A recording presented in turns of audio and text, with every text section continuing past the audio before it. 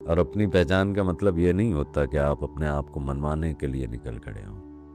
آج کا نوجوان ہر جگہ سے پہچان مانگ رہا ہے، تعلقات میں، شہرت میں، پوسٹ میں، فالوورز میں، پتہ نہیں کس چیز میں، لیکن حقیقت یہ ہے کہ وہ خود کو ہی نہیں جانتا۔ آپ کو تو صرف کچھ دیر ہر روز اپنے دل کے ساتھ وقت گزارنا ہے، اپنے ساتھ جڑنا ہے، اپنے آپ کو قیمتی سمجھنا ہے، اپنے دل پر رحم کرنا ہے۔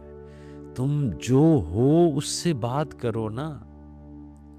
آپ کو اس درد کو گلے لگانا ہے جس سے آپ بھاگتے چلے آئے ہیں۔ تم روز آئینے کے سامنے کھڑے ہوتے ہو، اپنے بال ٹھیک کرتے ہو، چہرے پر مسکراہٹ بناتے ہو اور باہر کی دنیا میں قدم رکھتے ہو، لیکن کبھی تم نے اپنے اندر جھانک کر دیکھا ہے؟